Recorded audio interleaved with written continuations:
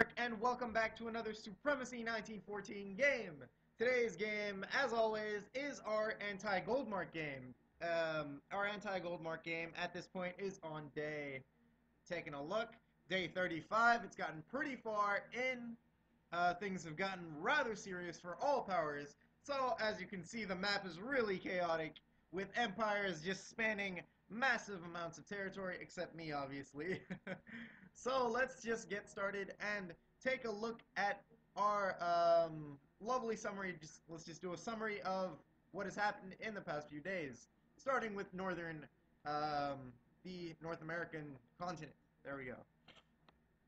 North America, as you can see, the Canadians have done rather well in taking down Baffin, along with the Spanish, and have went south in order to invade the remains of the United Provinces of Central America, the UPCA. And obviously they've destroyed them.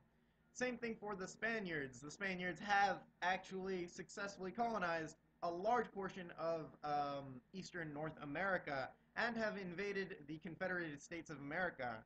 Moving further south, there's nothing else to see from other powers aside from the fact that Brazil and Chile have just completely dominated South and Central America, and they've moved up north to also split apart the Confederated States and take whatever the hell they can from it.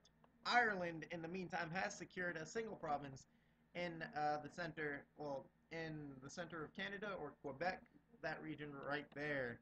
So the Irish are doing, you know, just colonialism, classic colonialism. Caribbean Island Republic is nowhere to be found. It's just AI at the moment. Moving to South Africa, not South America. South Africa itself, the South African nation, has invaded French Madagascar, and they've begun a long war of attrition and have done pretty successful at taking out the holdings on Africa proper that are Madagascarian. I keep saying that. Moving further north, we can see that the Sudanese have also split territory. Pretty much nothing else has changed in Africa. The Spanish and the Sudanese seem to be at peace and are doing rather well. Moving to Europe, absolutely nothing has changed, aside from the fact that France has completely eradicated and absorbed Norway. As you can see right here, it was pretty quick, rather quick for them, and rather successful for them. The Spanish, due to having elite AI and having AI not like it and declare war on it, have seen it fit to eradicate all of the AI around it, including Arabia, but we'll get to that later.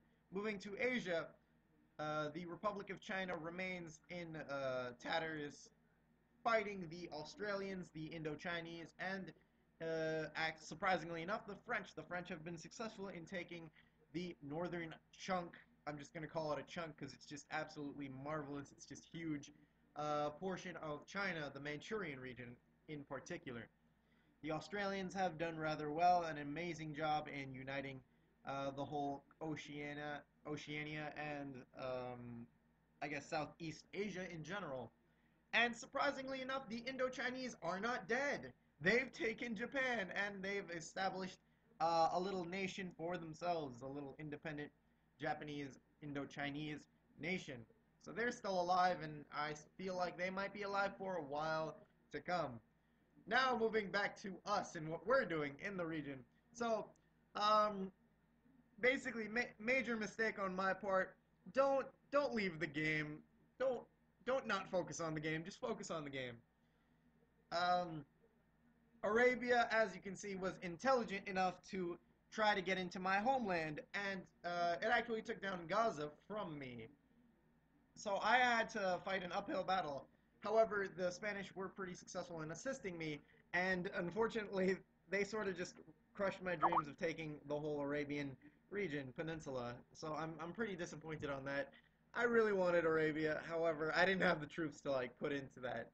So I'm fine with the Spanish taking it, considering the fact that this game is slowly approaching its end, and I'm not really in the mood or in the military capability to declare war on anybody I want. And they sort of have half the map. They have 424. So I'm just gonna stay at peace. You know, I'm a peaceful guy.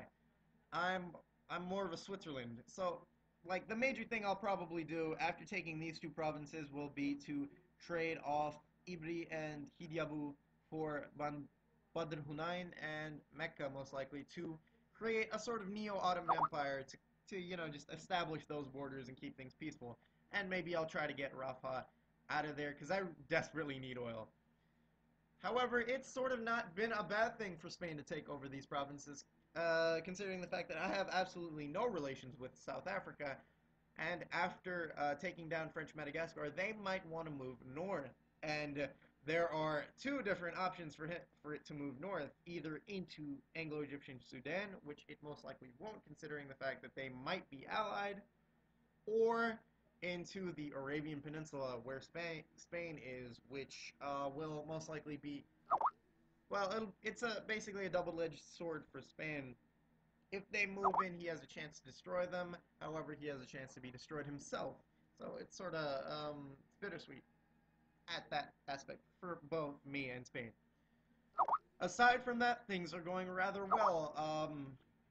The military, let's see, let's move on to points. The index of power, as you can see, is Spain first with 424 points, Australia second with 255, um, Piratini, or more correctly, Brazil third with 220, France fourth with 189, and England fifth, Chile sixth. You can obviously see all of this, and I've dropped down to 12th, which isn't bad, but I could be better.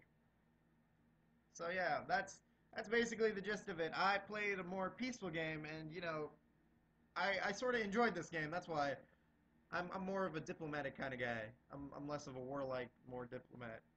Yeah.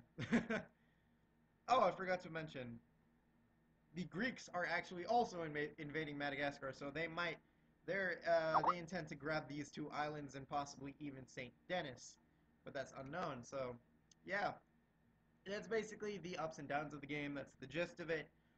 If you liked, if you enjoyed it, like and subscribe, obviously. Just enjoy. Bye, guys.